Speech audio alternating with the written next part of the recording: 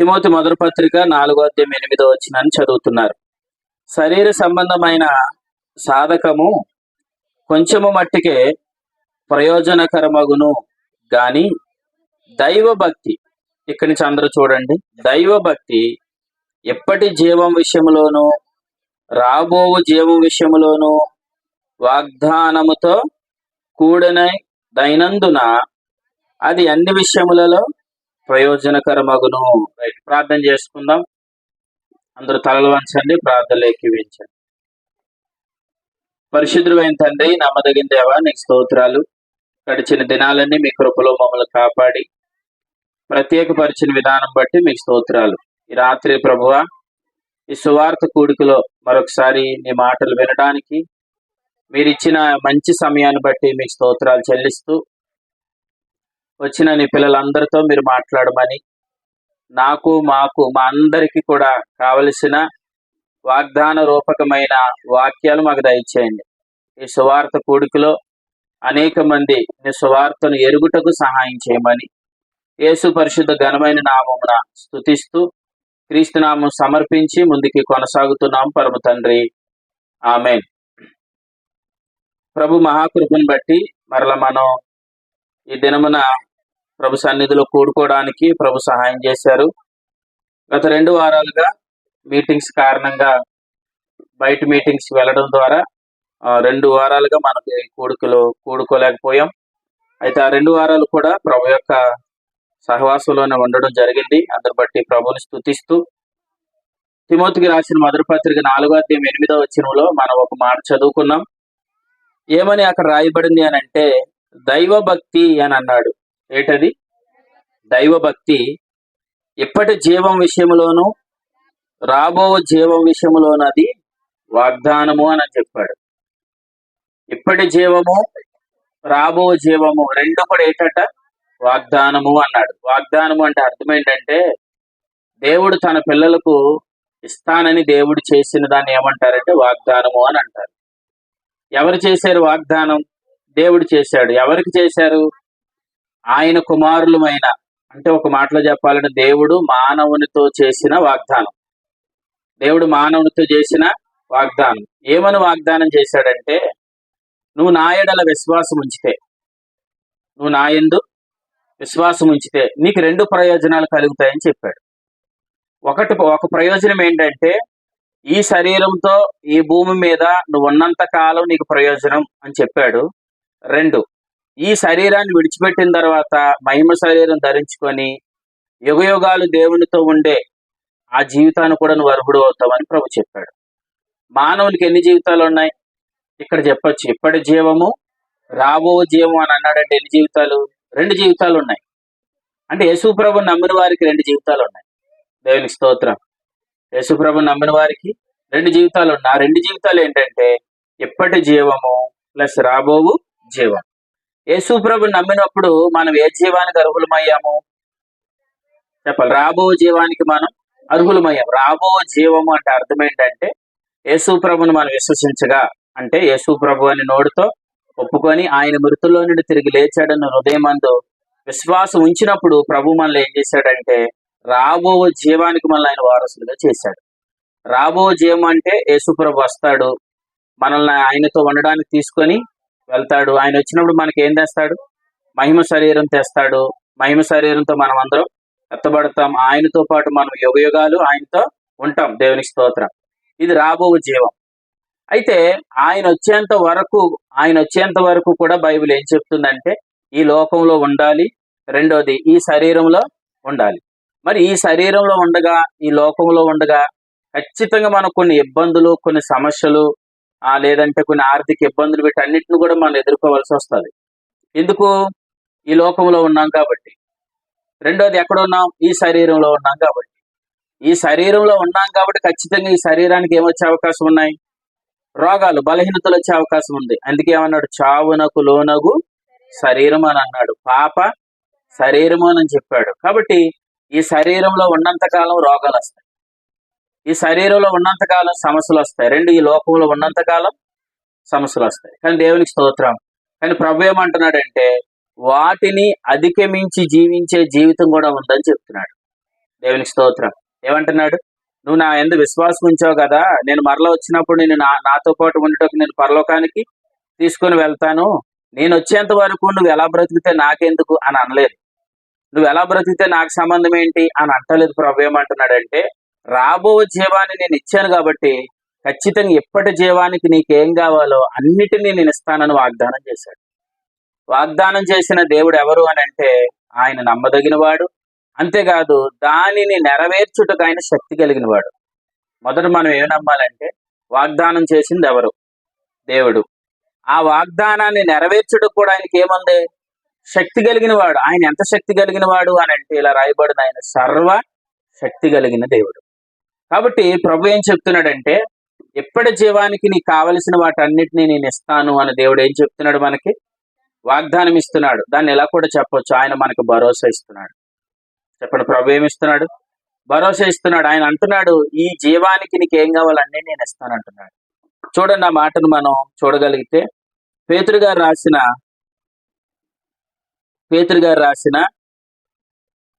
మొదటి పత్రిక 1వ అధ్యాయం 3వ వచనం.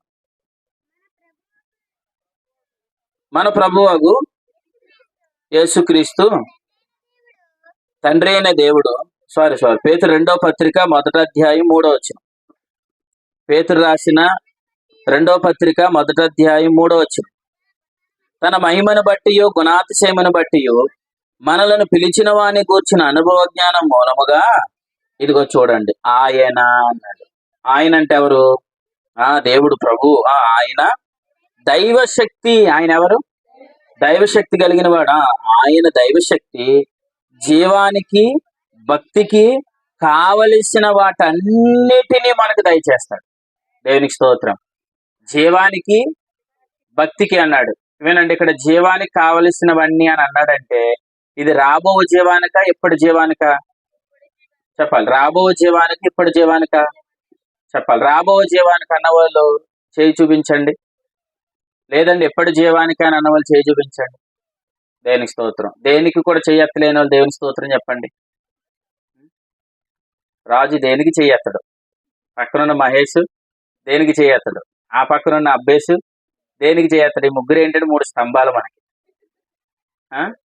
ఏదైనా పని చెప్తే మాత్రం తురుమని పరిగెడతారు, ఏ పని అయినా చేస్తారు. కానీ వాక్యం వినడానికి మాత్రం ఏమి ఇవ్వరు, చెవి ఒక్కరు. ఇవి ముగ్గురు ఇక్కడ ఈ కంటిన్యూగా వాక్యం వినే మనసు వారికి ప్రభు అనుగ్రహించరు గాక, త్వరలోని వారు ప్రభుని అంగీకరించరు గాక. దేవునికి స్తోత్రం. కాబట్టి జీవానికి కావలసిన వాటన్నిటిని ప్రభు ఇస్తానంటున్నాడు. ఏ జీవం అది? యేసు ప్రభుతో మనం ఉన్న తర్వాత యుగయుగాలు ఉండే ఆ జీవానిక? ఇలాగంటున్నాను, అసలు మహిమ శరీరం ధరించుకున్న తర్వాత మనకు అవసరతలు ఏముంటాయి? అసలు అవసరత, ఇరుకు, ఇబ్బంది, వేదన, బాధ, కలిమి ఇవన్నీ దేనికి ఎక్కడ వస్తాయి? ఈ శరీరంలో ఉండగా, ఈ భూమి మీద ఉండగా వస్తాయి. కానీ ప్రభు అంటున్నాడు, ఆయన దైవశక్తి చేత ఈ జీవానికి ఏం కావాలో వాటన్నిటిని ప్రభు ఇస్తానంట. మీరు నమ్ముతారా? కాబట్టి ఇంకొక మాట కూడా చూపిస్తాను చూడండి. ఫిలిప్పీలకు రాసిన పత్రిక 3వ అధ్యాయం.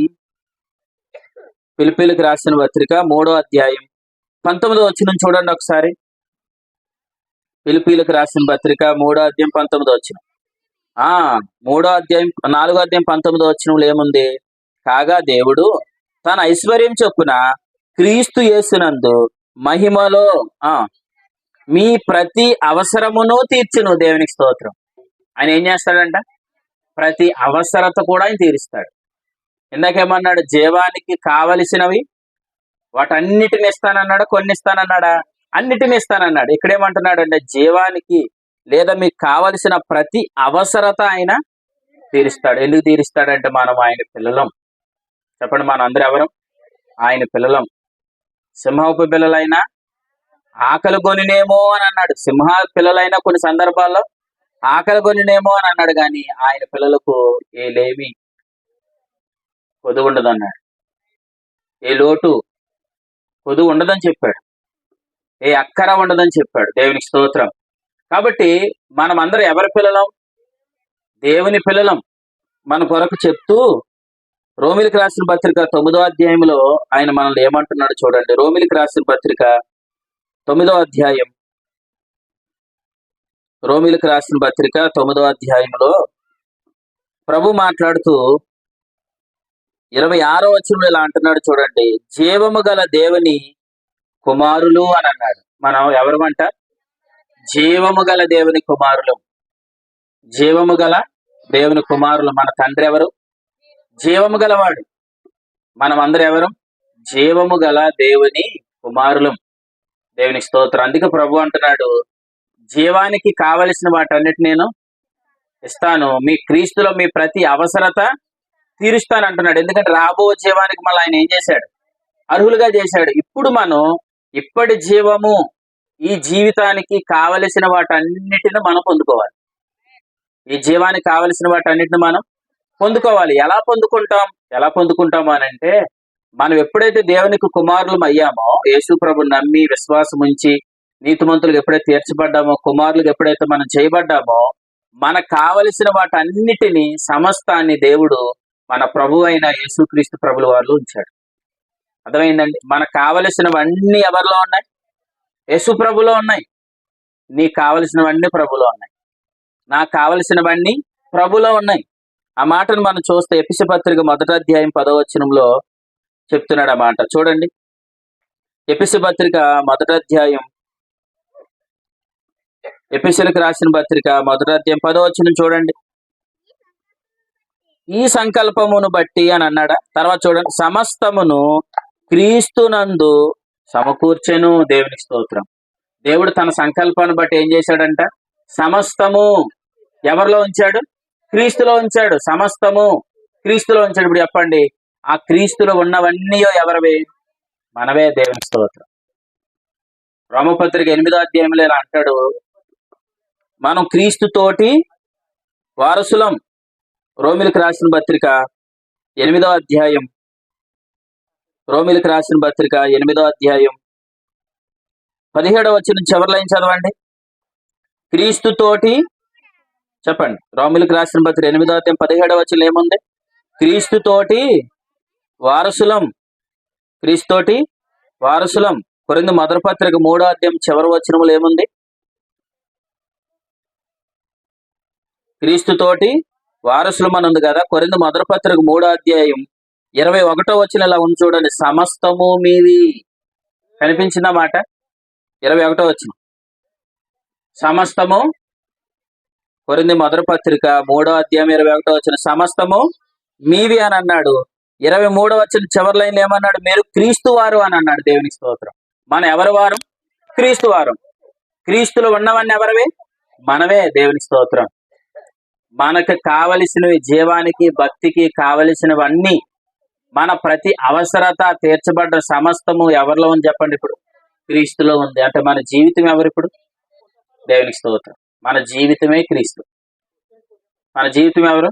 క్రీస్తు. అంటే మనకు కావలసినవన్నీ ఎవరిలో ఉన్నాయి? క్రీస్తులో ఉన్నాయి. మీకు పేరెట్టం, ఏం పేరమ్మా? రూతమ్మ గారు. రూతమ్మ గారు మర్చిపోయారు మీరు. అప్పుడే మర్చిపోకండి. మీకు కావలసిన ఆరోగ్యం ఎవరిలో ఉంది? ఆది. దేవునికి స్తోత్రం. హల్లెలూయా. ఎంత బాగా చెప్పారండి. ప్రభులో ఉంది. ఆరోగ్యం ఎవరిలో ఉంది? ప్రభులో ఉంది. ఆర్థిక ఇబ్బందులకు సమాధానం ఎవరిలో ఉంది? ప్రభులో ఉంది. సమస్యలకు సమాధానం ఎవరిలో ఉంది? ప్రభులో ఉంది. ప్రతి అక్కరికి సమాధానం ప్రభులో ఉంది. అంటే ఆయన పిల్లలు యేసు ప్రభుని నమ్మి దేవునికి కుమారులైన వారందరికీ కూడా భక్తికి, జీవానికి కావలసినవన్నీ క్రీస్తులోనే ఉన్నాయి. అర్థమవుతుందా? మరి ఇప్పుడు క్రీస్తులో ఉన్న వాటన్నిటిని మనం ఏం చేయాలి? అనుభవించాలి. బాగా చెప్పారు. ఏం చేయాలి? అనుభవించాలి. వాటన్నిటిని మనం అనుభవించాలి. వాటిని మనం అనుభవించాలంటే వినండి, యేసు ప్రభులో ఉన్న వాటిని అన్నిటిని మనకు చెప్పేవాడు ఒక ఆయన కావాలి. యేసు ప్రభులు ఏమేమి ఉన్నాయో మనకి ఎలా తెలుస్తుంది? ఇప్పుడు మీ మనసులో ఉన్నది ఎవరికి తెలుస్తుందండి? మీ మనసులో ఉన్నది ఎవరు తెలుస్తుంది? దేవుడు తెలుస్తుంది. ఇంకా మరి మీకు తెలీదా? మీ మనసులో ఏమనుకుంటున్నారు అన్నది మీకు తెలుసు. అలాగే దేవునికి కూడా తెలుసు. ఇప్పుడు నేను ఎలా అంటా, అసలు ప్రభు మన కొరకు ఏం సిద్ధం చేశాడు అన్నది ఎవరు తెలుసు? ప్రభుకే తెలుసు. మరి ఇప్పుడు క్రీస్తులో మన కొరకు ఏం సిద్ధపరచబడ్డాయి అన్నది ఎవరికి తెలుసు? ప్రభుకే తెలుసు. మరి ప్రభు సంగతులన్నీ ఎవరు తెలుసు? ప్రభు యొక్క ఆత్మకు తెలుసు. కాబట్టి ఆత్మ ప్రభు మనలో ఉన్నాడు. మీకు అర్థమైందా? చూడండి అన్నమాట. కొరింథీ మొదటి పత్రికలో అందరూ జాగ్రత్త వినండి. నాకు అర్థమవుదు కదండి, నేను కొత్తగా వచ్చానని ఏం అనుకోకండి దయచేసి. జాగ్రత్త వింటే ప్రభు మీకు సహాయం చేస్తాడు. కొరింథీ మొదటి పత్రిక 2వ అధ్యాయం. కొరింథీ మొదటి పత్రిక 2వ అధ్యాయం 9వ వచనం చూడండి. దేవుడు తన్ను ప్రేమించే వారి కొరకు సిద్ధపరిచాడు. తన్ను ప్రేమించే వారి కొరకు సిద్ధపరిచాడు అంటే ఎవరి కొరకు? మన కొరకే. ఆయన పిల్లల కొరకు ఆయన ఏం చేశాడంట? సిద్ధపరిచాడు. దేవునికి స్తోత్రం. సిద్ధపరిచిన మరి ఇప్పుడు మనకి ఎలా తెలుస్తాయి? తర్వాత చూడండి 12వ వచనం. దేవుని వలన మనకు దయచేయబడిన వాటిని మనం తెలుసుకోవాలి. అంటే దేవుడు మనకి ఏవైతే సిద్ధపరిచాడో వాటన్నిటిని మనం ఏం చేయాలి? తెలుసుకోవాలి. తెలుసుకోవడానికి మనకి ఎవరినిచ్చాడంట? మనం లౌకిక ఆత్మను కాక దేవుని యొద్ద నుండి వచ్చు ఆత్మను పొందితిమి. దేవునికి స్తోత్రం.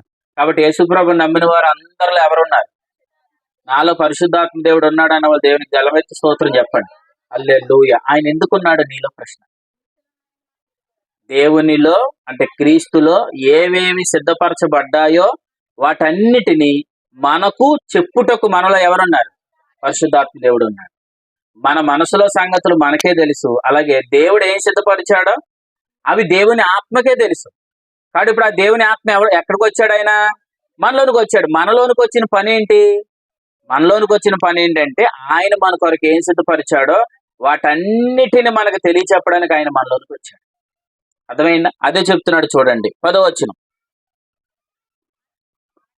మనమైతే దేవుడు వాటిని తన ఆత్మ ద్వారా బయలుపరుస్తున్నాడు. హల్లెలూయా. అంటే దేవుడు ఏం సిద్ధపరిచాడో వాటిని మనం తెలుసుకోవడానికి మనలోనికి ఎవరు వచ్చారు? పరిశుద్ధాత్మ దేవుడు వచ్చాడు. ఇప్పుడు పరిశుద్ధాత్మ దేవుడు ఏం చేస్తున్నాడంట? వేటిని సిద్ధం చేశాడో వాటన్నిటిని ఆత్మ మనకి బయలుపరుస్తున్నాడు. దేవునికి స్తోత్రం. మనం ధన్యులం. ఎందుకు? ఆత్మను పొందినందుకు ధన్యులం. అంతేకాదు ఆత్మ ద్వారా క్రీస్తులో ఏమున్నాయో వాటన్నిటిని మనం తెలుసుకోగలుగుతున్నాం. మీకు మాట చెప్తాను. ఆత్మ ద్వారా ఏం సిద్ధపరచబడ్డా అవన్నీ మనం తెలుసుకోవాలంటే మనలో ఉన్న ఆత్మప్రభు ఏం చేయాలి? పని చేయాలి. బాగా చెప్పారు. ఏం చేయాలి? పని చేయాలి. ఆత్మప్రభు పని చేయాలంటే ఆత్మప్రభుకు ఉండవలసిన ఏ విధంగా ఉంటే ఆత్మప్రభు పనిచేస్తాడు? ఏముంటే ఆత్మప్రభు పనిచేస్తాడు? నేను ఇలా చెప్తాను. పవిత్రమైన హృదయం ఉంటే ఆత్మప్రభు పనిచేస్తాడు అంటాను.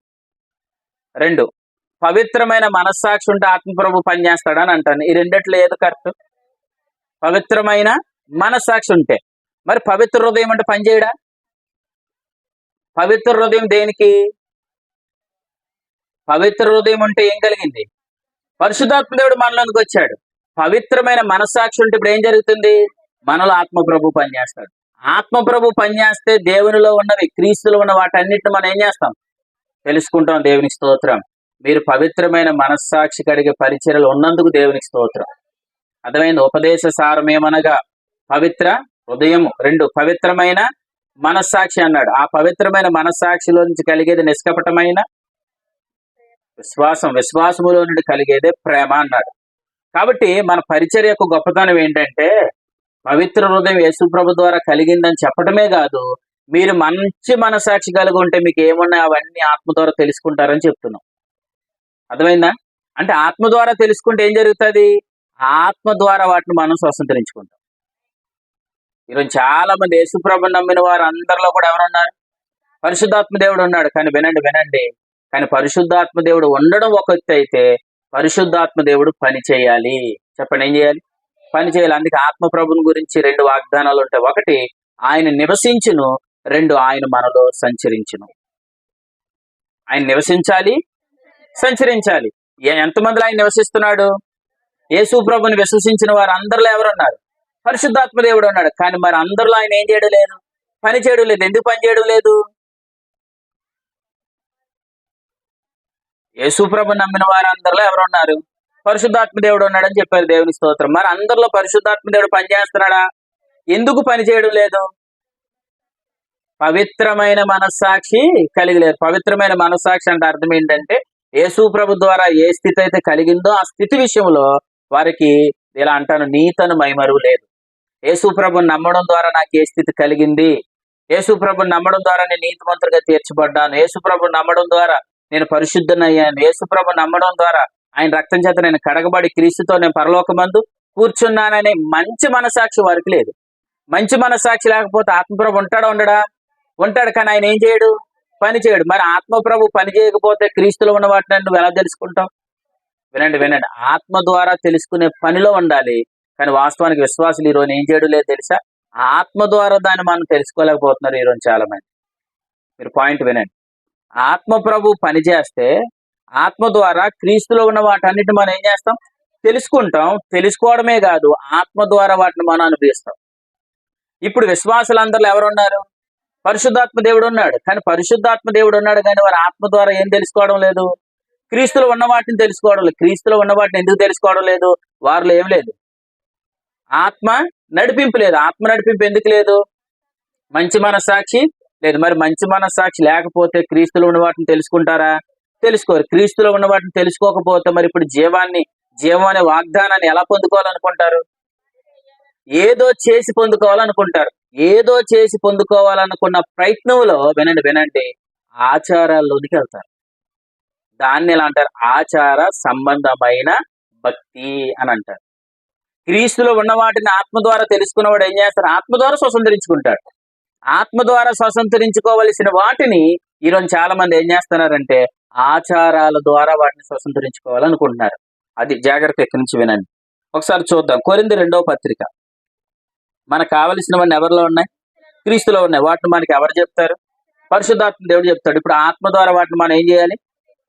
స్వతంత్రించుకోవాలి, అనుభవించాలి. కొరింథీ 2వ పత్రిక 3వ అధ్యాయం 18వ వచనం చదవండి. కొరింథీ 2వ పత్రిక 3వ అధ్యాయం 18వ వచనం.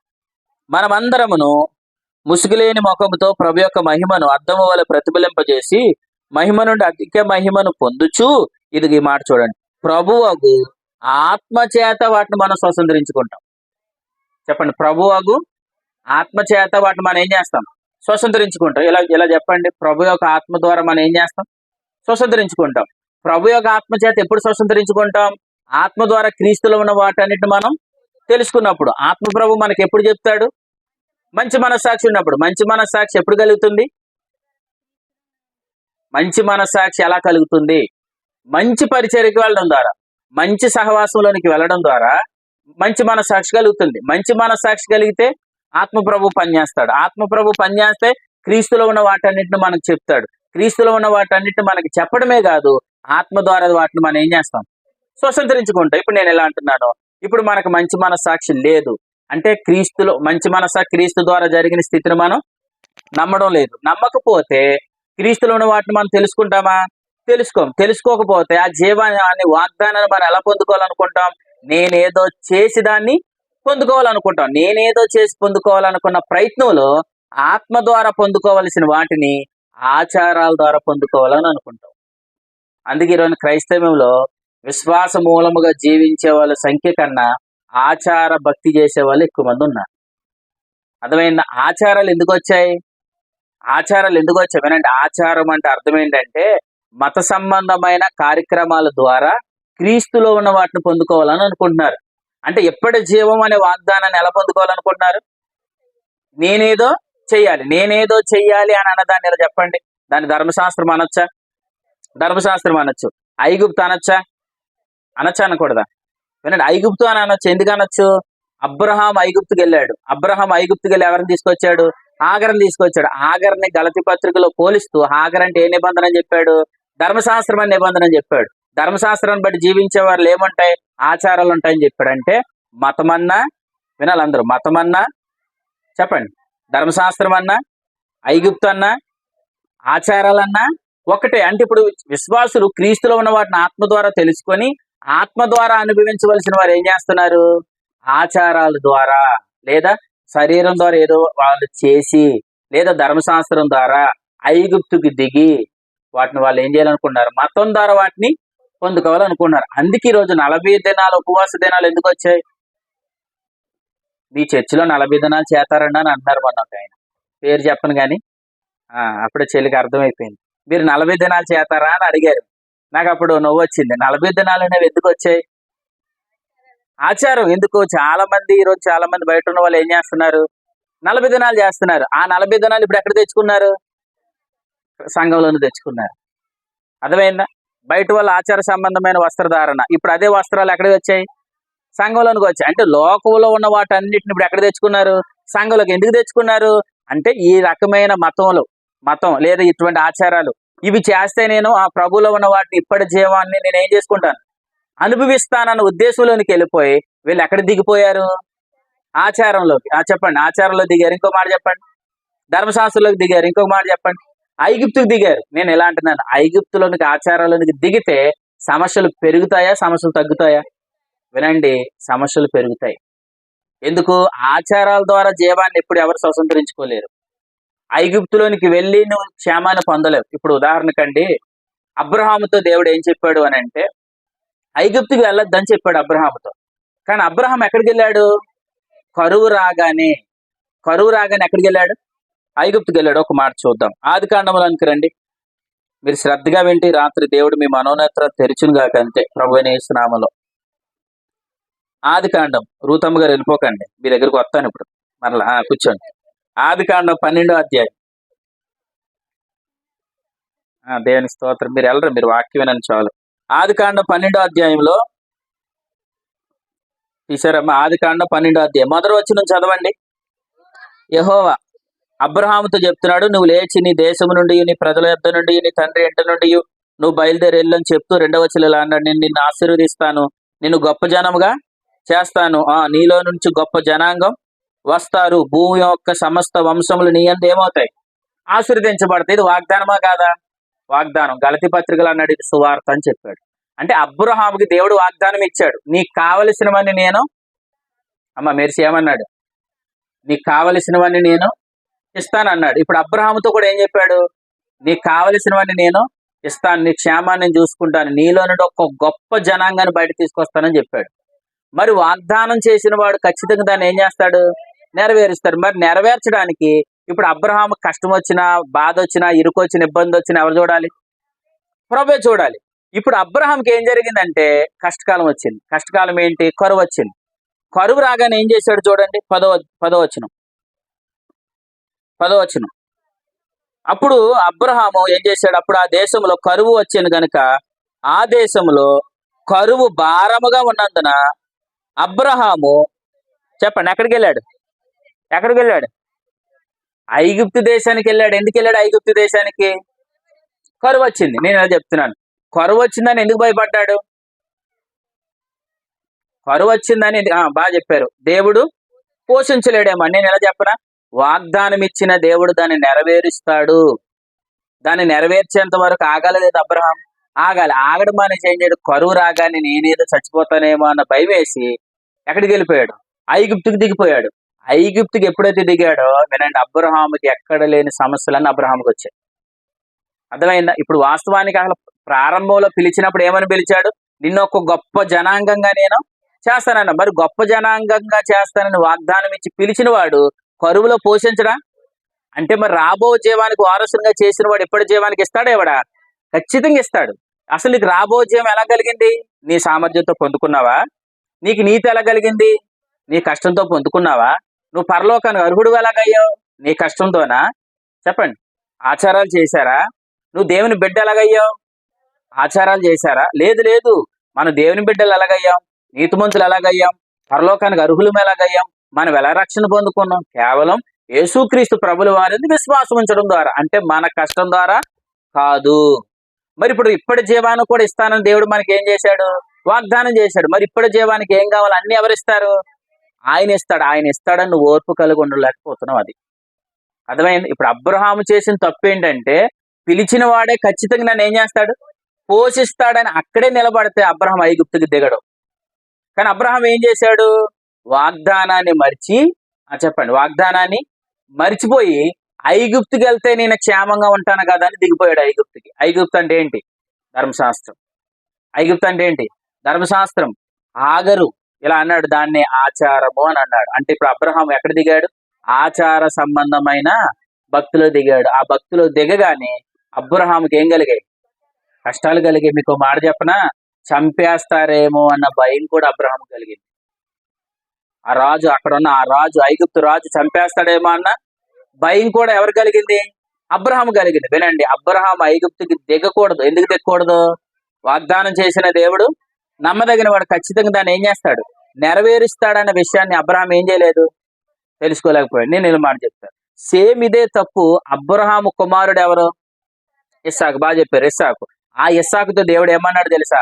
ఇదిగో ఇస్సాకు, నువ్వు మాత్రం ఐగుప్తుకి దిగకు అని చెప్పాడు. ఎక్కడ దిగకు? ఐగుప్తుకి దిగకు. ఇదిగో నువ్వున్న స్థలంలోనే నువ్వు నిలబడు. నువ్వున్న స్థలంలో నువ్వు నిలబడు. కరువైనా, ఇబ్బంది అయినా, వ్యాధి అయినా, బాధ అయినా, ఏదైనా సరే నువ్వు నిలబడు, నేను నీకు సహాయం చేస్తానని చెప్పాడు. అర్థమైందా? నువ్వు నిలబడితే నేను నీకు ఏం చేస్తాను? సహాయం చేస్తాను అన్నాడు. అని ఏం చెప్పాడు? ఐగుప్తులోనికి దిగకు. ఐగుప్తులోకి దిగకంటే అర్థం ఏంటి? ధర్మశాస్త్రంలోకి దిగకు. ధర్మశాస్త్రం అంటే ఏంటి? ఆచార సంబంధమైన భక్తిలోనికి నువ్వు దిగద్దని చెప్పాడు. చూడండి, చెప్పిన ఆయన ఏం చేశాడు? ఆదికాండం 26వ అధ్యాయం. ఆదికాండము 26వ అధ్యాయం. ఆదికాండం 26వ అధ్యాయం మొదటి వచనం చదవండి. అబ్రహాము దినములలో వచ్చిన మొదటి కరువు గాక మరలా ఏమొచ్చింది? మరొక కరువు వచ్చింది. అప్పుడు ఆ దేశమందు అప్పుడు ఇస్సాకు గెరారులో ఉన్న ఫిలిస్తీయుల రాజైన అబీమెలెకు నద్దకు వెళ్ళాను. రెండవ వచనం చదవండి. అక్కడ యెహోవా అతనికి ప్రత్యక్షమై, వినండి వినండి, ఇస్సాకుతో అంటున్నాడు, నువ్వు మాత్రం ఐగుప్తునకు వెళ్ళొద్దు అని అన్నాడు. నువ్వు మాత్రం ఎక్కడికి వెళ్ళకు? ఐగుప్తుకి వెళ్ళొద్దు. చెప్పండి రెండోది. ఎక్కడికి వెళ్ళకూడదు? ఐగుప్తులోనికి వెళ్ళకూడదు. ఐగుప్తు అంటే ఏంటి? ఆచార సంబంధమైన భక్తిలోనికి వెళ్ళొద్దు అని చెప్తున్నాడు ఇస్సాకుతో. మరి ఇప్పుడు ఇస్సాకు ఇలా అంటాడు, మరి ప్రభు ఇంత కరువు ఉంది కదయ్యా, మరి ఇంత కరువులో మరి నా పరిస్థితి ఏంటి? ఇంత కష్టం ఉంది కదా, మరి కష్టంలో నా పరిస్థితి ఏంటి? మరి నాకు ఇంత రోగం ఉంది కదా, ఈ రోగంలో నా పరిస్థితి ఏంటి? మరి చాలా మంది ఇలా అంటున్నారు, ఇదిగో నువ్వు ఇన్ని వారాలు చేస్తే బాగుపడతావు అంటున్నారు. చాలా మంది అంటున్నారు 40 రోజులు వారాలు చేస్తే నువ్వు బాగుపడతావు అని చెప్తున్నారు కదా ప్రభువా. మరి ఆచార సంబంధమైన భక్తి చేయకపోతే ఏం కలగదంటున్నారు. ఖచ్చితంగా ఇది చేయాలి, అది చేయాలి, అది చూడాలి, ఇది చూడాలి అని అంటున్నారు కదా. మరి ఇవన్నీ నేను చెయ్యాలి కదా ప్రభు అని ఒకవేళ ఇస్సాకు అడుగుండొచ్చు. కానీ ఇస్సాకుతో ప్రభు అన్నాడు, నువ్వు మాత్రం ఐగుప్తులోనికి దిగకు. మరి నాకు ఇప్పుడు కరువు ఉంది కదా ప్రభు అంటే ఆయన అన్నాడు, ఈ కరువులో నేను నిన్ను పోషిస్తాను. అర్థమైందా? ఈ కరువులో నిన్ను ఏం చేస్తాను? పోషిస్తానన్న ఏం చేశాడు చూడండి. 12వ వచనం చదవండి. ఇస్సాకు ఆ దేశమందున్నవాడే దేవునికి స్తోత్రం. ఇస్సాకు ఎక్కడ ఉన్నాడు? ఆ దేశంలో ఉన్నాడంటే ఎక్కడికి దిగలేదు?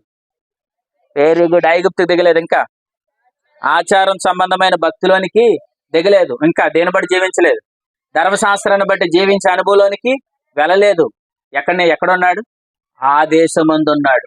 ఆ దేశమందు అంటే విశ్వాసాన్ని మాత్రమే ఆధారం చేసుకున్నాడు, విశ్వాసాన్ని మాత్రమే నమ్ముకున్నాడు, ఆయన వైపు మాత్రమే చూశాడు, మరొక వైపు చూడలేదు. ప్రభు వైపు మాత్రమే చూశాడు. ఆయన చెప్పిన మాట ప్రకారం ఆ దేశంలోనే నిలిచున్నాడు. కానీ వినండి, అక్కడ అంతా కరువు ఉంది. కానీ ఇస్సాకుకి దేవుడు ఎటువంటి అనుభవాన్ని ఇచ్చాడు చూడండి. ఆ దేశమందున్నవాడే విత్తనము వేసి, చదవండి 12వ వచనం ఏముంది? ఇస్సాకు ఆ దేశమందున్నవాడే విత్తనము వేసి ఆ సంవత్సరం నూరంతల ఫలము పొందెను. యెహోవా అతన్ని ఏం చేశాడు? ఆశీర్వదించెను గనుక ఆ మనుషుడు గొప్పవాడయ్యాను. తర్వాత అతడు మిక్కిలి గొప్పవాడగు వరకు క్రమక్రమంగా అతడు అభివృద్ధి చెందెను. హల్లెలూయా. ఇస్సాకు ఆ దేశంలో దేవుని మాట చొప్పున నిలబడ్డాడు. ఆచార సంబంధమైన భక్తి వైపు తిరగలేదు, ధర్మశాస్త్ర సంబంధమైన జీవితం వైపుకి వెళ్ళలేదు, ఐగుప్తులోనికి దిగలేదు. ఆయన చెప్పిన మాట ప్రకారంగానే నిల్చున్నాడు. ఎందుకు? వాగ్దానం చేసిన దేవుడు నమ్మదగినవాడు. వాగ్దానం చేసిన దేవుడు నమ్మదగినవాడు, పిలిచినవాడు నమ్మదగినవాడు. ఖచ్చితంగా ఆయన నాకు న్యాయం చేస్తాడు. ఈ ఉదయకాలం ప్రభు ఇచ్చిన వాగ్దానం ఏంటో తెలుసా? దేవుడు అన్యాయం చేయుట అసంభవం. దేవుడు అన్యాయం చేయుట అసంభవం. ఆయన నీతిని బట్టి న్యాయము తీర్చువాడు. నీతిని బట్టి ఏం తీరుస్తాడు? న్యాయం తీరుస్తాడు. ఆయన అన్యాయం చేయుట అసంభవం. వినండి, మన కొరకే సమస్త సృష్టిని పుట్టించిన వాడు, నిర్వహిస్తున్నవాడు, మనకి విషయంలో ఖచ్చితంగా ఆయన న్యాయం తప్పడు. నీకు ఏదైతే వాగ్దానం చేశాడో దాన్ని ఖచ్చితంగా దేవుడు నెరవేరుస్తాడు. కానీ నువ్వు మాత్రం వినండి, ఆయన ఎక్కడ నిలవబడమన్నాడో అక్కడ నిలబడండి, ఎక్కడ ఉండమన్నాడో అక్కడే ఉండండి. ఏమన్నాడు? తగిన కాలం వచ్చేంత వరకు ఆయన బలిష్టమైన రెక్కలు, ఆ బలిష్టమైన రెక్కలే విశ్వాసం, ఆ బలిష్టమైన రెక్కలే కృప, ఆ బలిష్టమైన రెక్కలే నూతన నిబంధన. మీరు రెక్కల నీడలోంచి తప్పిపోవడం అంటే అర్థం ఏంటంటే మీరు ఐగుప్తులోనికి దిగడం. ఐగుప్తులోనికి దిగడం అంటే అర్థం ఏంటంటే ధర్మశాస్త్రాన్ని బట్టి జీవించడం. ధర్మశాస్త్రాన్ని బట్టి జీవించడం అంటే అర్థం ఏంటంటే ఆచార సంబంధమైన ఆచారాల్లోనికి మీరు వెళ్ళిపోవడం. వద్దండి, ఆచార సంబంధమైన భక్తిలోనికి మీరు వెళ్ళకండి, ఐగుప్తుకి దిక్కండి. నేను ఇంకొక మాట చెప్పనా? ఇప్పుడు మీకు అర్థమయ్యేటట్టుగా మాట చెప్తాను. ఇప్పుడు క్రీస్తు అని ఆయన మనకి ఎవరు చెప్పండి ఒక మాటలో? ప్రభు మనకి తండ్రి కదా, ఇలా అన్నాడు, సంఘాన్ని నేను ప్రదానం చేసుకున్నాను అన్నాడు. సంఘాన్ని ఆయన ఏం చేసుకున్నాడు? ప్రదానం చేసుకున్నాడు. ప్రదానం చేసుకున్నాడు అంటే సంఘం ఇప్పుడు ఆయనకి ఏమైంది? సంఘం వధువు అయింది. ఆయన ఏమయ్యాడు? వరుడు. చెప్పండి, ఆయన ఎవరు? వరుడు. సంఘం ఎవరు? మాట్లాడాలి. సంఘం ఎవరు? వధువు. ఆయన ఎవరు? వరుడు. ఇప్పుడు వరుడు మనల్ని పిలిచాడు ఏమనంటే నేను నిన్ను సంరక్షిస్తాను, నేను నిన్ను పోషిస్తానని చెప్పాడు. సంరక్షిస్తాను, పోషిస్తానని చెప్పాడు. మరి పోషిస్తాను, సంరక్షిస్తానని పిలిచిన వాడు మన మధ్యలో ఎందుకు విడిచిపెడతాడు? మధ్యలో విడిచిపెడితే ఆయన ఏమవుతాడు? అన్యాయస్తుడు అవుతాడు. అంతేనమ్మా? మధ్యలో విడిచిపెడితే ఆయన ఏమవుతాడు? అన్యాయస్తుడు అవుతాడు. ఇలా అన్నాడు కదా ఎఫెసీ పత్రికలో, అన్నాడు క్రీస్తు మనలను సంరక్షిస్తాడు, ఆయన మనలను పోషిస్తాడు. ఇప్పుడు మన పురుషుడు ధనవంతుడు కాకపోతే, మన పురుషుడు శక్తివంతుడు కాకపోతే అప్పుడు మనం ఏం చేయాలి? మన పురుషుల్లో కాకుండా వేరొక మార్గంలో మన సమస్తాన్ని వెతకాలి. కానీ వాస్తవానికి మన పురుషుడు ఎవరు? మన పురుషుడు క్రీస్తే. ఆయన కోసం ఇలా రాయబడింది, ఆయన బహుధనవంతుడు. చెప్పండి, ఆయన ఎవరు? బహుధనవంతుడు. ఇప్పుడు మనకు కావలసినవన్నీ క్రీస్తులో ఉన్నాయి అని మనకు ఎవరు చెప్తున్నారు? పరిశుద్ధాత్మ చెప్తున్నాడు. అంటే పరిశుద్ధాత్మ దేవుడు మనలో ఉండి ఏం చెప్తున్నాడు తెలుసా? విను నీ పురుషుడు ధనవంతుడు అని చెప్తున్నాడు. నీ పురుషుడు ఏమని చెప్తున్నాడు? నీ పురుషుడు ధనవంతుడు అని ఎందుకు చెప్తున్నాడు? చెప్పాలి. నీ పురుషుడు ధనవంతుడు అని ఎందుకు చెప్తున్నాడు తెలుసా? నువ్వు సమస్తం నీ పురుషుల్లోనే వెతుకు, మరలా ధర్మశాస్త్రం అనే పురుషుడు వైపుకు నువ్వు చూడకూడదు. అది పరిశుద్ధాత్మ దేవుని యొక్క ఉద్దేశం. అర్థమైన వారు దేవునికి స్తోత్రం చెప్పండి. చూడండి, ఇలా రాశాడు. ఏమని రాశాడు? రోమిలికి రాసిన పత్రిక, ఐగుప్తు అంటే హాగరు, ధర్మశాస్త్రం, ఆచార సంబంధమైన భక్తి, ఆచారాలు, వీటన్నింటిని ఉద్దేశించి చెప్తున్నాడు. రోమిలికి రాసిన పత్రిక 7వ అధ్యాయం చూడండి. రోమిలికి రాసిన పత్రిక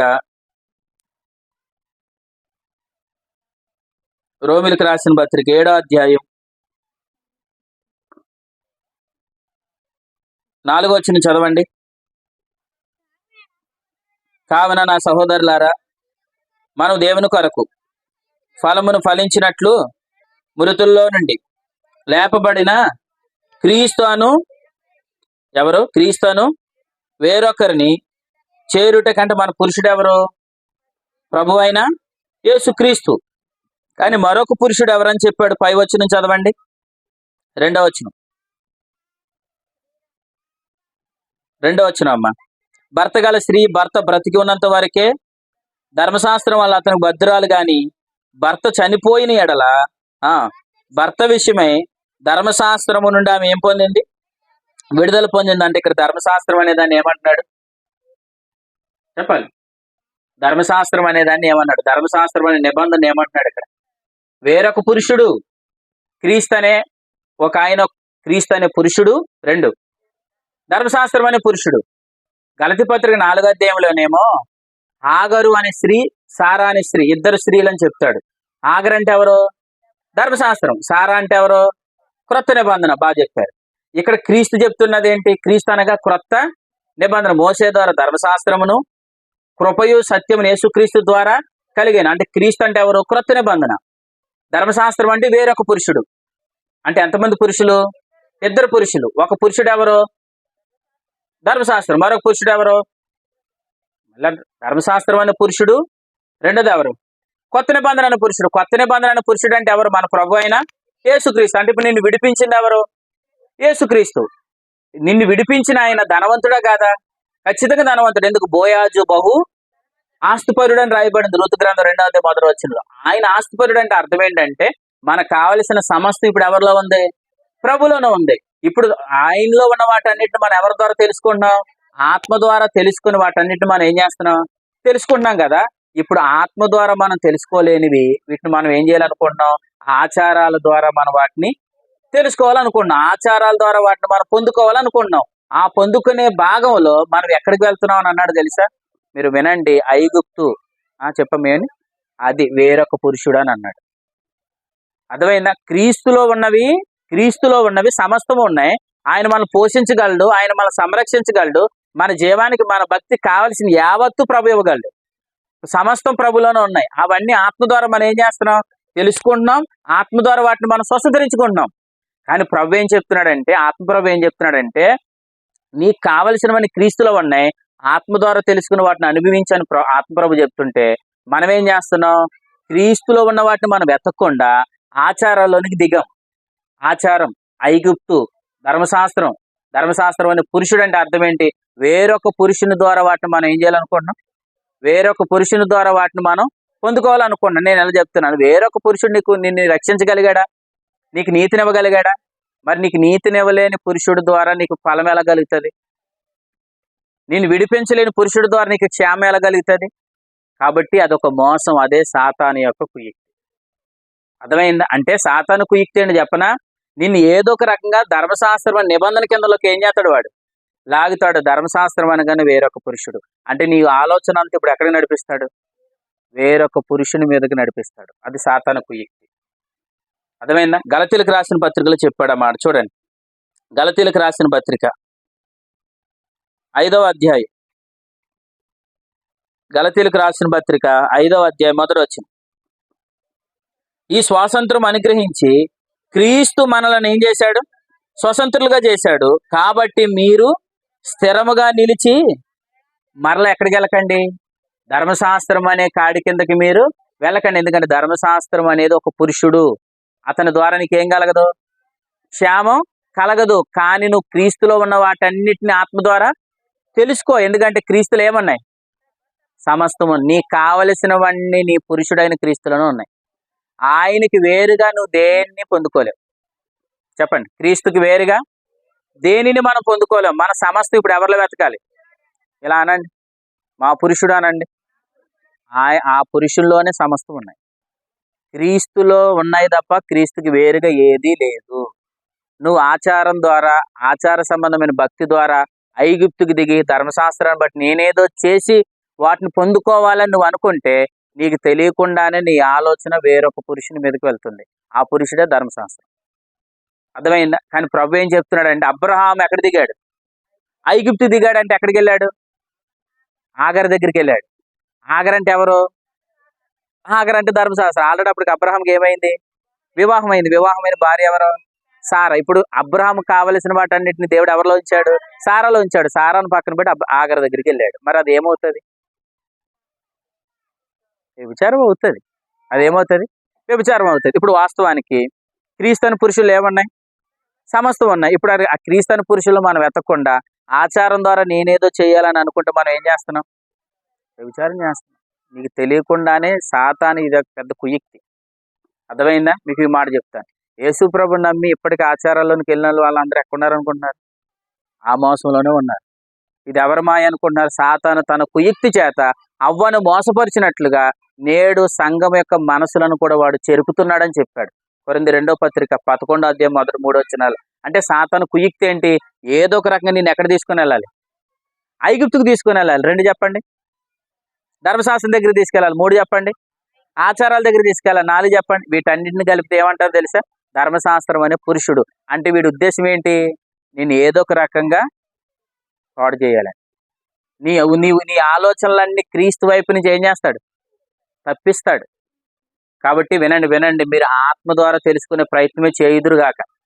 కాబట్టి సంఘములతో ఆత్మ చెప్పుచున్న మాట చెవిగలవాడు వినుగాక. అంటే అర్థం ఏంటి? సంఘముతో ఎప్పుడు ఎవరు మాట్లాడాలి? పరిశుద్ధాత్మదేవుడు ఎవరి గురించి మాట్లాడతాడు? క్రీస్తుని గురించి నీకెందుకు చెప్తాడు? ఆయన మన పురుషుడు కాబట్టి. మన పురుషుడు ఇదిగో క్రీస్తుది అని ఎందుకు చెప్తున్నాడు తెలుసా? నీకు కావలసినవన్నీ ఇదిగో నీ పురుషుల్లో ఉన్నాయి. జాను, నీకు కావలసినవన్నీ నీ పురుషుల్లో ఉన్నాయి. ప్రసాద్, నీకు కావలసినవన్నీ నీ పురుషులు. ఎందుకంటే మన అందరి పురుషుడు ఎవరు? మన ప్రభు అయిన యేసుక్రీస్తు. అంటే ఇప్పుడు ఆత్మప్రభు ఏం చెప్తున్నాడు తెలుసా? నీకు ఇవ్వవలసిన వాటన్నిటికంటే ఇంకా అత్యధికమైన ఆయన కృప చూపుటకు ఐశ్వర్యవంతుడు, సర్వ కృప నిధి కలిగిన దేవుడు అంటే అర్థం ఏంటంటే నీకు కావలసినవన్నీ ఎవరిలో ఉన్నాయి? క్రీస్తులో ఉన్నాడు. ఆత్మప్రభు ఇప్పుడు నేను యేసుప్రభుని ఎలా చూపిస్తున్నాడు? ఎలా చూపిస్తున్నాడు చెప్పండి? ఎలా చూపిస్తున్నాడు? నీ వరుడుగా చూపిస్తున్నాడు. ఇంకా చెప్పండి. నీ పురుషుడుగా చూపిస్తున్నాడు. ఇంకా చెప్పనా? ఆయన బహు ఆస్తిపరుడు, వేరొక పురుషుని వైపు నువ్వు చూడొద్దు, అది చెప్తున్నాడు నీతో. అర్థమైందా? చూడండి అలా చెప్తున్నాడు లేదు. ఆదికాండం 24 అధ్యాయం.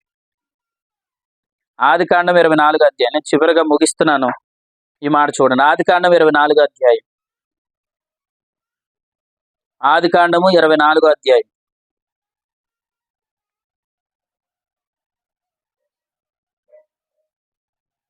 34 వచ్చిన చూడండి.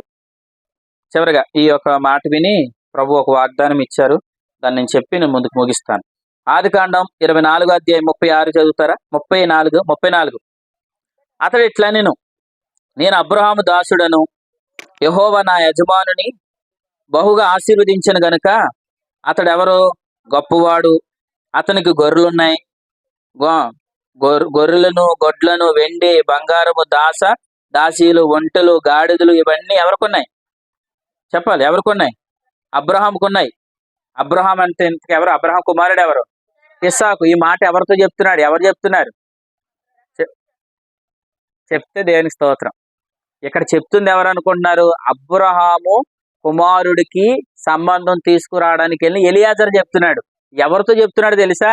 ఇస్సాకు భార్య అని రెబకాతో చెప్తున్నాడు. ఏమని తెలుసా? అమ్మ రెబకా, నువ్వు గాన నా యజమానుడు కుమారుని గాని వివాహం చేసుకుంటే నా యజమానుడు అయిన ఇస్సాకు దగ్గర ఎంత వస్తుందో నీకు తెలుసా అని చెప్పి ఇలా అంటున్నాడు. గొర్రెలు ఉన్నాయి, మేకలు ఉన్నాయి, వెండి ఉంది, బంగారం ఉంది, దాసీలు ఉన్నారు, పనిగత్తులు ఉన్నారు, ఇవన్నీ ఉన్నాయని చెప్పి చివరికి ఇలా అంటున్నాడు, నా యజమానుడు చదవండి చివరికి 36 వచ్చు. నా యజమానుడు భార్య అయిన సారా వృద్ధాప్యమందు ఒక కుమారుని కానీ నా యజమానుడు తన కలిగిన యావత్తు చెప్పండి అతనికి ఇచ్చాను. అంటే ఇప్పుడు అబ్రహాం ఆస్తంతా ఎవరిదే? ఇస్సాకుది. ఇప్పుడు ఇస్సాకు ఆస్తంతా కూడా ఇస్సాకు భార్య ఎవరు? రెబకా. ఇప్పుడు ఇస్సాకు భార్య అవుతే సమస్త ఇప్పుడు ఎవరిదే? రెబకాది. అంటే ఇప్పుడు ఎలియాజరు ఏం చెప్తున్నాడు రెబకాతో? రెబకా, నిన్ను పోషించగలిగినంత సత్తా ఇస్సాకులో ఉంది, నీ పురుషుల్లో ఉంది. అతను గొర్రెలు, ఎద్దులు సమస్తం కలిగిన వాడు, బహు ఆస్తుపరుడు అని ఎవరు చెప్తున్నారు? ఎలియాజరు చెప్తున్నాడు. ఇప్పుడు చెప్పండి, ఎలియాజర్ని ఏమనొచ్చు? ఇస్సాకుని ఎవరు సాదృశ్యంగా చెప్పొచ్చు? క్రీస్తుకు సాదృశ్యంగా చెప్పచ్చు. దేవునికి స్తోత్రం. అర్థమైన వాళ్ళందరూ చెప్తారు. ఇప్పుడు రెబకాని ఎవరు సాదృశ్యంగా చెప్పచ్చు? సంఘానికి సాదృశ్యంగా చెప్పచ్చు. ఇప్పుడు చెప్తున్న ఎలియాజర్ ఎవరు సాదృశ్యంగా చెప్పచ్చు? పరిశుద్ధాత్మ దేవుని సాదృశ్యం చెప్పచ్చు. ముగ్గురే మాట్లాడారంటే మిగతా వాళ్ళు ఎందుకు మాట్లాడలేదు? మీరు ఆల్రెడీ కొంతమంది మధ్యాకాశం దాటేశారు. దేవునికి స్తోత్రం. వెనక్కి వచ్చేయండి. ఎక్కడికొచ్చేయండి? వెనక్కి వచ్చేయండి. చెప్పండి ఇప్పుడు ఎలియాజర్ ఎవరు? మేరీ. నేను ఎవరు అడుగునో చెప్పండి. మేరీ ఎలియాజర్ ఎవరు? పరిశుద్ధాత్మ దేవుడు. రెబకా ఎవరు? సంఘం. ఇస్సాకు ఎవరు? మీ పక్కనున్న అమ్మని అడుగు, పెద్దమ్మని అడుగు. ఇస్సాకు ఎవరన్నాడు? వినండి, వాక్యం వినండి. ఇస్సాకు యేసు ప్రభు. ఎలియాజర్ ఎవరు? పరిశుద్ధాత్మ దేవుడు. రెబకా ఎవరు? సంఘం. అంటే సంఘంతో ఎలియాజర్ అనగా పరిశుద్ధాత్మ దేవుడు ఏం చెప్తున్నాడు? అమ్మా, నిన్ను పోషించగలిగేంత బహు ఆస్తిపరుడు నీ యజమానుడు అని చెప్తున్నాడండి. ఎందుకు చెప్తున్నాడు ఆ విషయం? ఎందుకు చెప్తున్నాడు? ఆల్రెడీ నీకు కావలసినవన్నీ ఆయనలో ఉన్నాయి.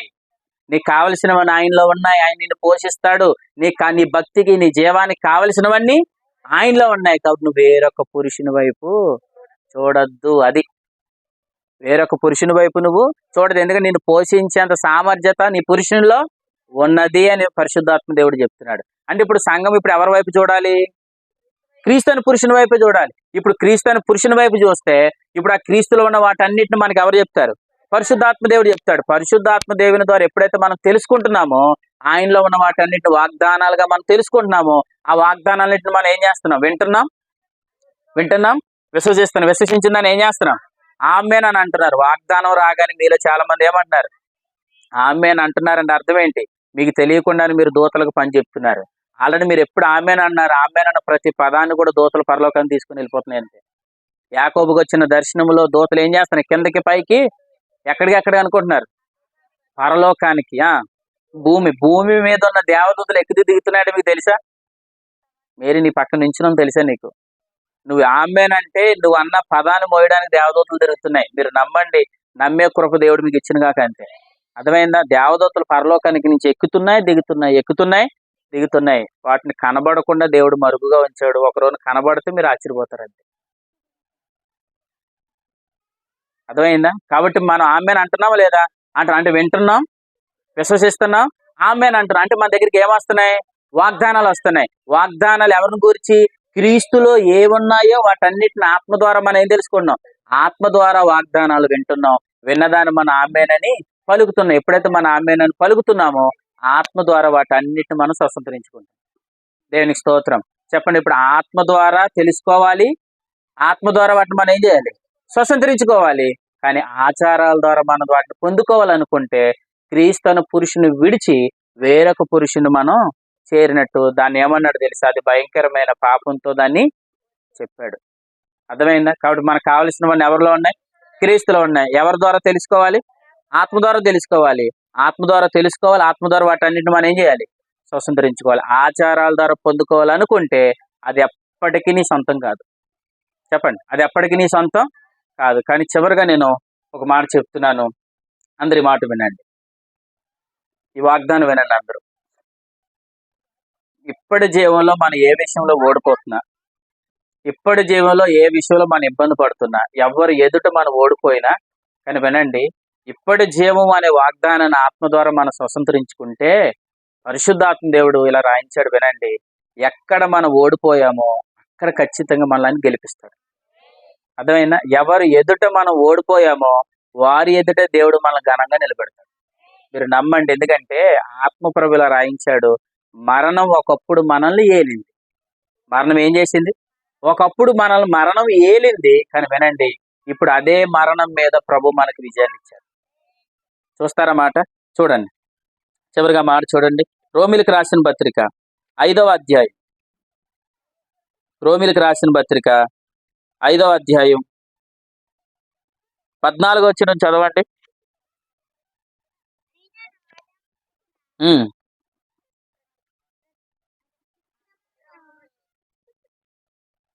ఇలా రాయబడింది, ఆదాము మొదలుకొని మోసే వరకు మరణము ఏలేనండి.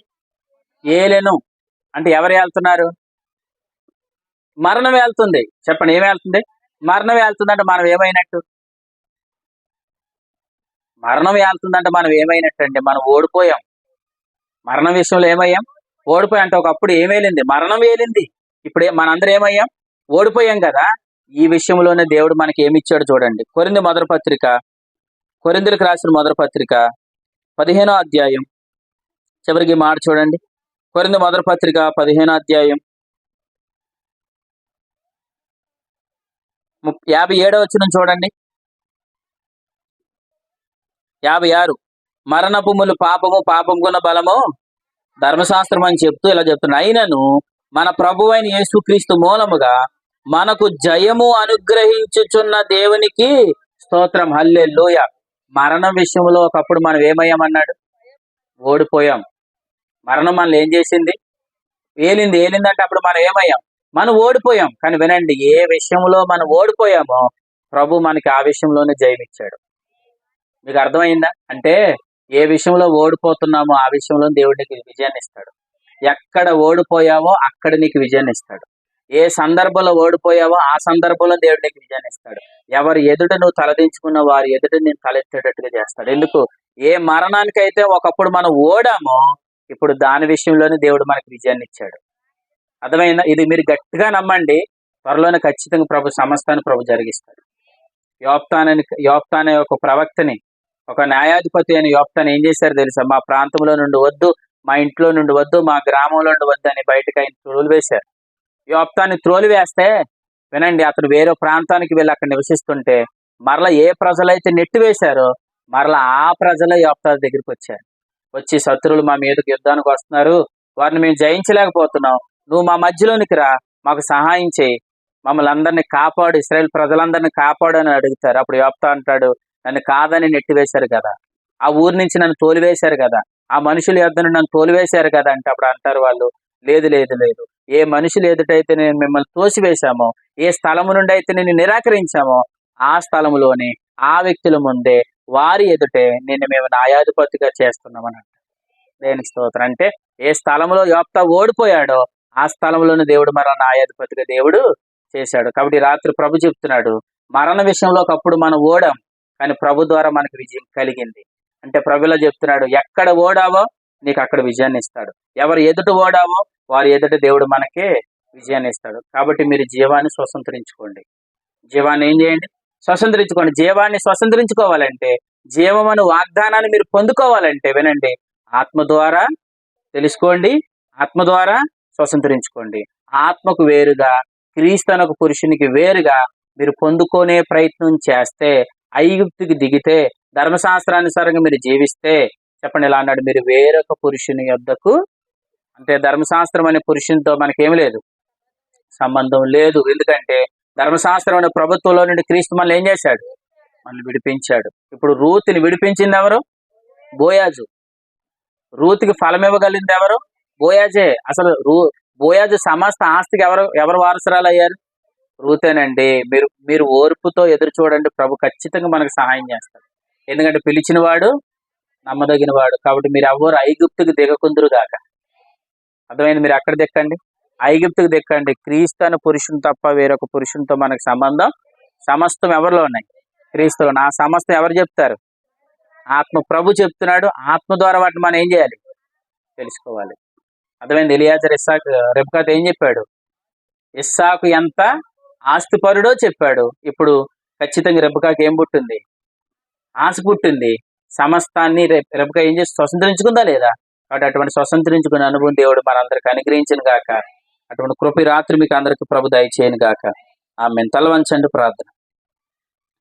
ఈ రాత్రి ప్రభు నాతో మాట్లాడారు అన్నవారు హృదయపూర్వకంగా ప్రభుకి స్తోత్రాలు చెల్లించండి.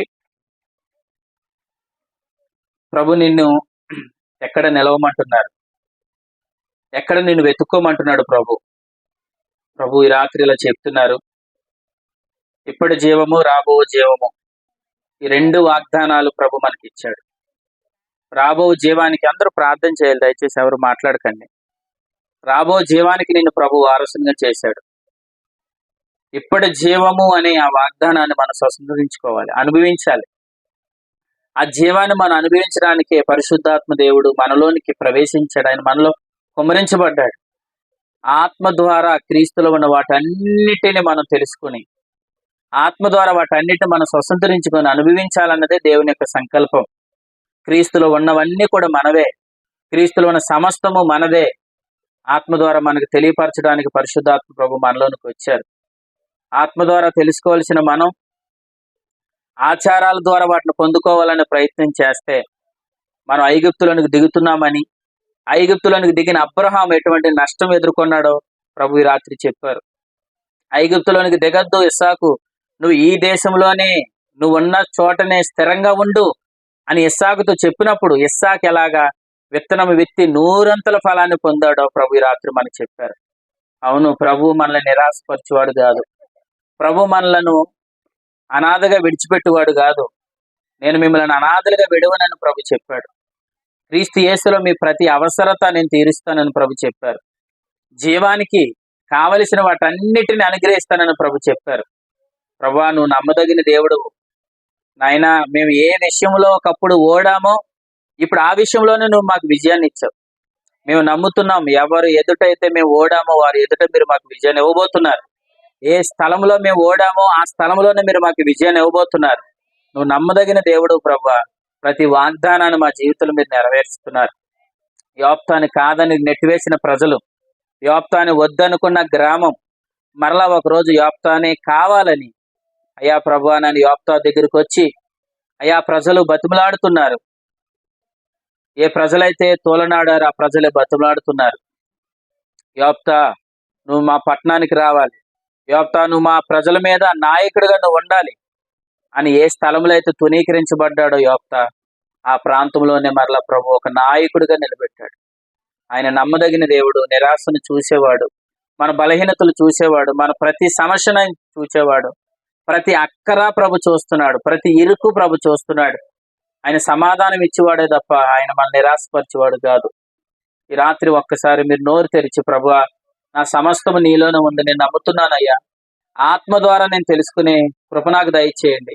ఆత్మ ద్వారా సమస్తము నేను ఎరగడానికి సహాయం చేయండి. నా ఆరోగ్యం క్రీస్తులో ఉంది. నా నా ప్రతి సమస్యకు సమాధానం క్రీస్తులో ఉంది. నా ప్రతి ఇరుకుకి సమాధానం క్రీస్తులో ఉంది. నా ఆర్థిక ఇబ్బందికి సమాధానం క్రీస్తులో ఉంది. క్రీస్తుకి వేరుగా నాకు ఏమీ లేదు ప్రభువా, సమస్తము క్రీస్తులోనే ఉన్నాయి. వాటన్నిటిని ఆత్మ ద్వారా పొందుకునే కృప నాకు దయచేయండి అయా. ధర్మశాస్త్రం అనే వేరొక పురుషుని వైపు నేను చూడకుండా, క్రీస్తు అనే నా పురుషుడు, క్రీస్తు అనే నా వరుడు, సమస్తము నా ప్రభులోనే, నా వరుడులోనే, నా క్రీస్తు అనే పురుషుల్లోనే ఉన్నాయని నేను గుర్తించి, క్రీస్తుకు వేరుగా నేను వెతకకుండా, అయ్యా ఆచారాల ద్వారా నేను పొందుకునే ప్రయత్నం చేయకుండా, అయ్యా నాయన నాకు కృప దయచేయండి ప్రభువా. ఈ రాత్రి నాయన మీరు మాతో మాట్లాడిన ప్రతి సంగతిని బట్టి మీకు స్తోత్రాలు చెల్లిస్తూ, ప్రభా నాయన నీ ప్రజలు ఆసక్తితో నీ మాటలు విన్నారు. వారి హృదయంలో ప్రతి మాట స్థిరపరచండి. మీరు ఏదైతే నాయన ఈ రాత్రి వాగ్దానాలు ఇచ్చారో ప్రతి వాగ్దానానికి నీ పిల్లలు ఆమేనని పలికారు నాయన. ప్రతి మాట నీ బిడ్డలు నాయన స్థిరపరచండి అయ్యా. నూతన అనుభవాలు కూడా నీ బిడ్డలందరూ నడిపించబడుదురుగాక అయ్యా. అటువంటి కృప మీరు దయచేయండి నాయన. ప్రతి వారం నాయన మంగళవారం రాత్రి జరుగుతున్న ఈ యొక్క సువార్త కూడికను ప్రతి వారం నాయన నూతనమైన సంగతుల ద్వారా, నూతనమైన సందర్భాలు, నూతనమైన వాగ్దానాలు మాకు ఇచ్చి, మాకు ఆదరణ, నెమ్మది, ధైర్యాన్ని మీరు మాకు ఇస్తూ, మమ్మల్ని మరింతగా ముందుకు నడిపిస్తున్న విధానమును బట్టి మీకు స్తోత్రాలు చెల్లిస్తూ, మా రక్షకుడును మీ ప్రియ కుమారుడైన యేసు క్రీస్తు ప్రభుల వారి పేరట స్తుతిస్తూ, క్రీస్తు నామం సమర్పించి వేడుకొని ఈ కూడికను ముగిస్తున్నాం పరమ తండ్రి. ఆమేన్, ఆమేన్. తండ్రి అయిన దేవుని ప్రేమ, కుమారుడైన యేసుక్రీస్తు ప్రభుల వారి కృప, పరిశుద్ధాత్మక అన్యోన్య సహవాసం, నిత్య సన్నిధి ఇప్పుడును ఎల్లప్పుడును కూడి వచ్చిన మనకు, ఎవరైతే రాలేకపోయారో వారికి, అలాగే ఈ గ్రామానికి, ఈ వీధిలో ఉన్న ప్రతి కుటుంబానికి ఇప్పుడును ఎల్లప్పుడును సదాకాలం తోడైయుండును గాక. ఆమేన్, ఆమేన్. అందరికీ వందనాలు. అందరికీ వందనాలు.